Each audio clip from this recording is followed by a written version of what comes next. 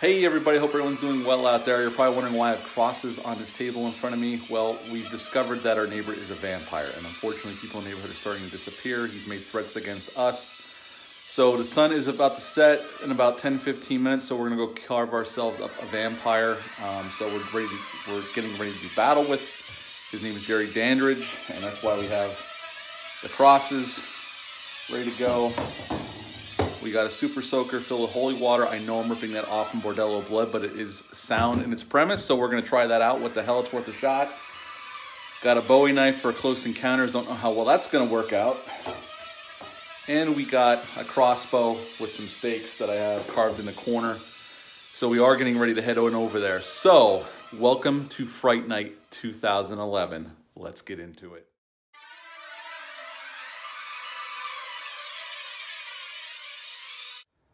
Hey, welcome back to my channel. Hope everyone's doing well out there. And today we're going to talk about the Fright Night remake from 2011. This movie was released August 19th of 2011. I saw this in the theaters that summer it was released. Had a budget of $30 million, and upon release it made 18 in America and 41 worldwide, so this wasn't a huge hit, although they did make a Fright Night 2 direct-to-video sequel, which is just okay. It's nothing special. It's definitely nowhere near as good as the original Fright Night Part 2. And this film was directed by Craig Gillespie, and he's an Australian director, and he had already directed Lars and the Real Girl. He directed I, Tonya a few years ago, and he just directed Cruella. I've never seen any of those films, but those are some of the films he's directed besides this film. Now, in this film, we have Anton Yelchin as Charlie Brewster. We have Colin Farrell as Jerry Dandridge in this film.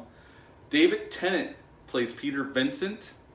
Toni Collette plays Jane Brewster, Charlie Brewster's mother. Imogen Poots plays Amy, Charlie Brewster's girlfriend in this film. And Imogen Poots and Anton Yelchin got back together again in 2015 to make a little film called Green Room, which I highly recommend checking out if you've never seen that one. And Christopher Mintz-Plasse plays Evil Ed in this film. Now, I love the original Fright Night. It's one of my favorite vampire films of all time. I even think the sequel is criminally underrated and a fantastic vampire movie in its own right. So when they said they were going to remake this, remakes don't bother me like they used to when I was younger. Okay, they're remaking it. We'll always have the original. I own the original on Blu-ray. If the new one's not that good, okay, it's not that good. Who cares? Like the Fog remake, which is god-awful. Although I'm going to review that eventually and probably tear it a new asshole, which will probably be enjoyable for me. It'll be therapeutic because that movie's so goddamn bad. But anyway, so now Fright Night, like I just said, it was one of my favorite vampire movies of all time. So when they announced they were remaking it, it was like, okay, I got interested in when I saw the trailer, and I like all the actors here. They have a great cast. And they're shifting it away. It takes place in a little suburb outside of Las Vegas and in Vegas. And like if they change up enough stuff, I'm on board. So let's talk about it. This movie opens up with this guy running away from something, which we know it's a vampire, in his house. And he gets taken, and then we see the credit scene. It's Fright Night. And we're introduced to Charlie Brewster. And he lives in this subdivision outside of Vegas, and there's a lot of foreclosures in the neighborhood. This came out released around the housing crisis back then. And I hope that air's not too loud. It's hot as can be here in North Carolina today, and I have the AC on, and the vent's right behind me. So if you hear that, I apologize, but I'll try to talk loud enough. And right away, we see him, we're introduced to his girlfriend, Amy, like from the first film. Although Anton Yelchin's Charlie is definitely different than William Ragsdale's Charlie. Yes, he is geeky and he has a geeky past, but he's trying to get away from that kind of stuff and try to fit in with the cool kids. Because Evil Ed even gives him shit. And they used to be really good friends and hang out all the time, and he even gives him shit when he's asking him, Charlie, for help. Like, you used to make fun of these kids, and now you're hanging out with them, and you don't call me back, you don't talk to me at all. I mean, it's definitely a little bit different of a Charlie, because in the original film, Charlie was a geek, kind of like, he was the geeky kid who, him and Evil Ed were friends and they hung out, and he wasn't very popular. In this film, we see this Charlie Brewster trying to be popular and hang out with the cool kids. And right away, we see his new neighbor, played by Colin Farrell. This version of Jerry Dandridge. And the original was Chris Sarandon, who was fantastic in the role. And he works at night on the strip. He tells people he's a construction worker.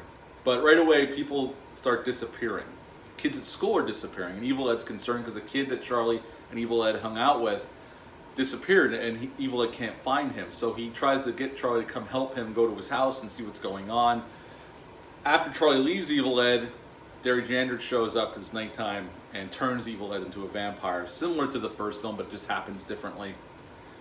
And Charlie's starting to realize that Jerry's a vampire, not what he seems. So he goes to David Tennant's Peter Vincent for help. Now this Peter Vincent is a little bit different than the original Peter Vincent. The original Peter Vincent was a horror host. In this one, he has a show on the Las Vegas Strip, like a magic show where he fights off vampires. It's steeped in the occult, and he's even steeped in the occult. He has a lot of artifacts in his penthouse apartment, and he knows a lot about vampires. So Charlie pretends to be a reporter and go to him and tries to get him to help him because he realizes that his neighbor is a vampire and he's going to come and kill him. And he blows him off, kind of like in the original film. And this Peter Vincent is very full of himself, very cocky, but he's also afraid. So we get that just like in the original film, where he's definitely afraid. He doesn't want to fight vampires. He'd rather stay away from it because his mom and dad were killed by a vampire when he was a kid. We come to find out later on.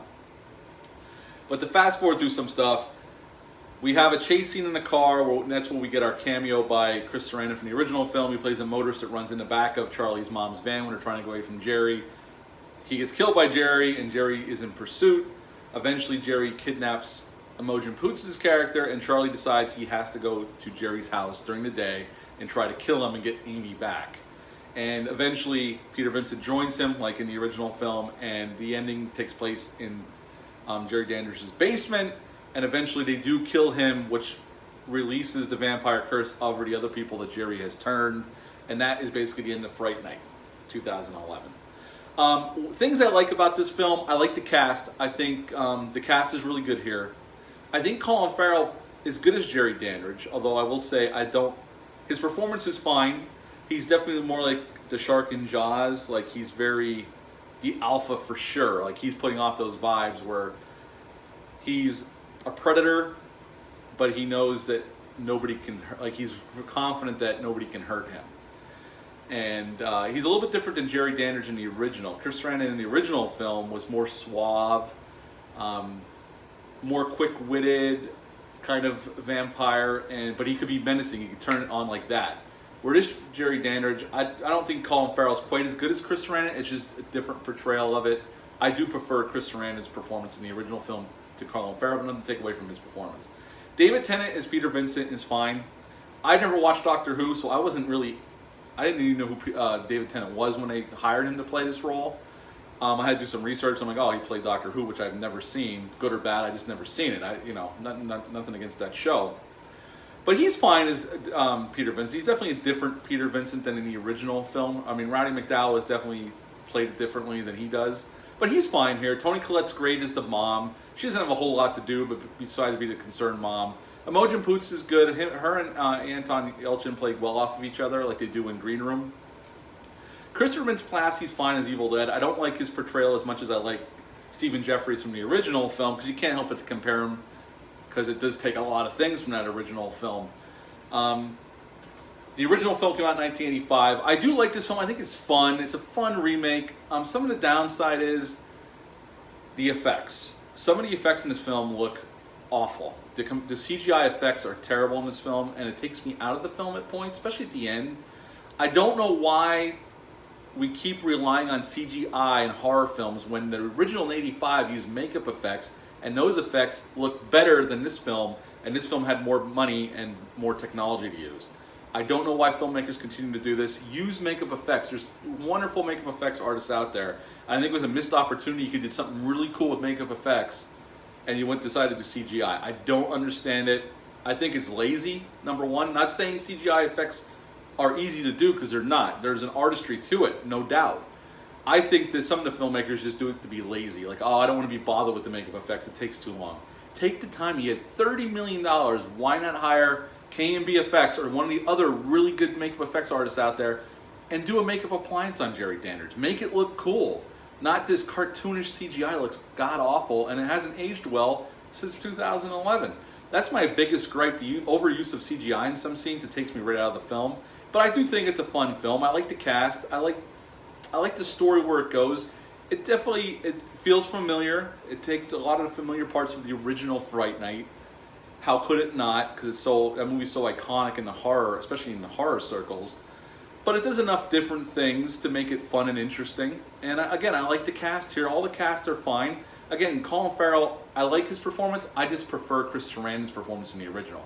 But they are doing different things. So I guess it's hard to, but it's hard not to compare them because it's Fright Night, for Christ's sake. But overall, I still think this movie is a decent remake. It's not terrible. I think my main problem is the CGI, the over-reliance of CGI in some scenes. I think it's a shame they didn't use practical effects. And again, they had a $30 million budget. Why not go nuts with the practical effects? Come on, people. Stop using CGI stop using a cop-out for CGI when you can use practical effects. Holy shit. It's a horror film after all. But overall, still, I like the Fright Night remake. The sequel's just okay. You can avoid it. It's nothing special. It's just a middle-of-the-road vampire film that we've seen over and over again. But this is a decent film. It's not as good as the original, but I would give it a 7 out of 10. I enjoyed this remake. It's not one of the worst remakes. I think it's a decent remake to a film that I absolutely love. So yeah, 7 out of 10 for Fright Night 2011. Have you ever seen this film? Leave a comment down below. Let me know. Hit the thumbs up. I'd greatly appreciate it. Subscribe to my channel. It's free, so there's no reason not to. Share this video. I greatly would appreciate that. I'll be back later in the week with some more reviews. Until then, bye.